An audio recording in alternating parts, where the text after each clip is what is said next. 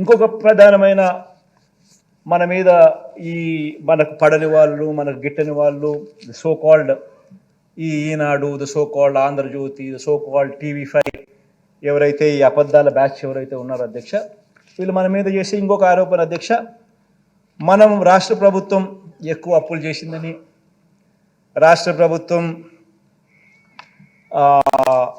విపరీతంగా జగన్ హయాంలో అప్పులు చేసిందని వాళ్ళు ఇష్టం వచ్చిన నెంబర్లు కూడా చెప్తూ ఉంటాడు అధ్యక్ష. వాడు 10 లక్షల కోట్లు అంటాడు, వాడు 13 లక్షల కోట్లు అంటాడు. నోటికి హద్దు పొద్దు లేదు. నోరు ఏ మాదిరిగా తిరిగితే ఆ మాదిరిగా చెప్పే కార్యక్రమాలు జరుగుతూ ఉన్నాయి అధ్యక్ష.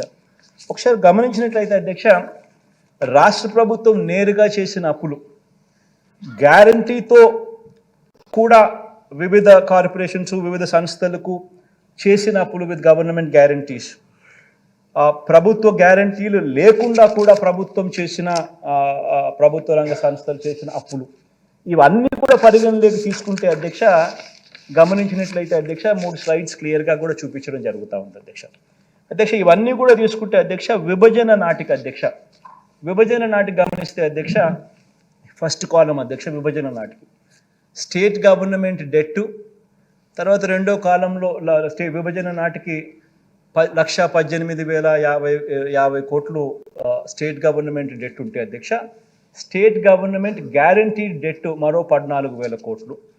మొత్తంగా చూస్తే debt government, state government debt, state government guaranteed debt రెండు కలిపితే 1,32,000 రాష్ట్ర విభజన టయానికి ఉంటే, చంద్రబాబు నాయుడు గారు మే 2019 అంటే తను దిగిపోయేసరికి మే 2019లో ఆయన దిగిపోయాడు అధ్యక్ష. మన ప్రభుత్వం వచ్చింది జూన్లో వచ్చినాం.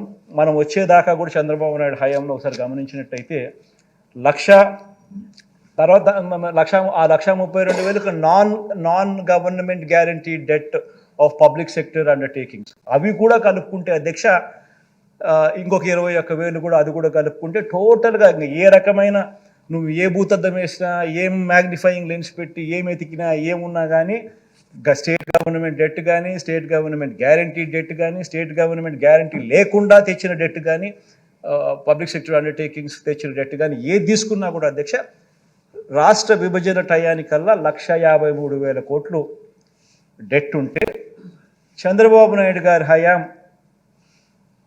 దిగిపోయే టయానికి 4,12,288 కోట్ల రూపాయలు చేసి దాన్ని ఆయన దిగిపోయాడు.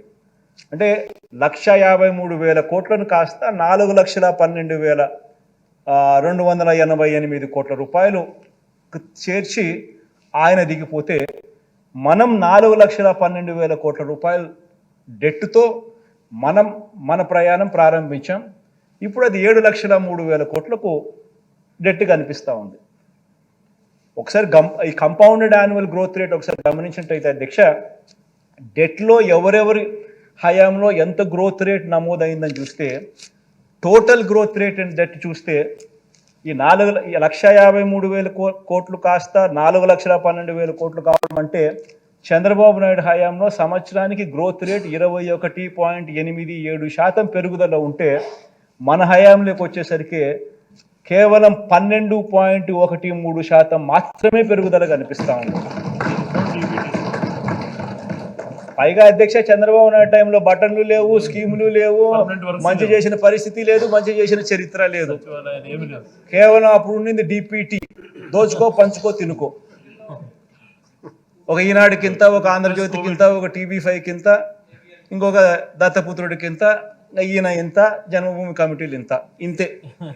ఈ నీళ్ళు మొత్తం పంచుకునే కార్యక్రమం తప్ప ఎక్కడా కూడా బటన్ నొక్కడం కానీ, ప్రజలకు పేదవాళ్ళకు పోవడం కానీ, అక్కచెల్లెమ్మలు ఖాతాల్లోకి వెళ్ళడం కానీ ఎక్కడా జరగలేదు. ఏ అవ్వాతాత కూడా సంతోషంగా లేదు.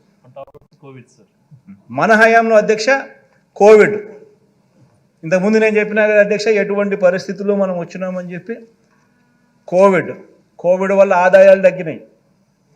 కోవిడ్ వల్ల ఆదాయాలు తగ్గినప్పటికీ, కోవిడ్ వల్ల ఇంకా అదనపు ఖర్చు పెరిగినప్పటికీ, అన్నీ జరిగినప్పటికీ, ప్లస్ ఎప్పుడూ ఎవరు ఊహించని విధంగా బటన్ నొక్కే కార్యక్రమం మనం తీసుకొచ్చినప్పటికీ, ఇన్ని లక్షల కోట్లు మనం ట్రాన్స్పరెంట్గా ఎక్కడ కరప్షన్ లేకుండా, వివక్ష లేకుండా ట్రాన్స్పరెంట్గా మనం పారదర్శకంగా ప్రతి అకౌంట్కు మనం చేర్పించిన పరిస్థితుల్లో ఇంత చేసినప్పటికీ కూడా చంద్రబాబు నాయుడు హయాంలో 21.87% compounded annual growth rate of debt ఉంటే మన హయాంలో కేవలం 12.13% మాత్రమే ఉంది అధ్యక్ష.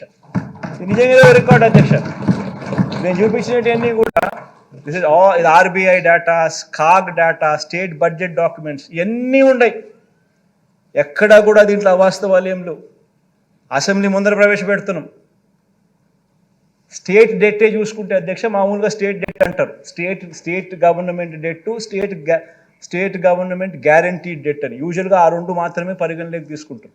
ఆ రెండు మాత్రమే యూజువల్గా పరిగణలోకి తీసుకున్నా కూడా అక్కడ కూడా చూసుకుంటే 1,32,000 రాష్ట్ర విభజన అప్పుడు మనకు అప్పులుంటే రాష్ట్ర విభజన నుంచి చంద్రబాబు నాయుడు గారు దిగిపోయే మే 2019 నాటికి 3,31,000 కోట్లకు పెరిగింది.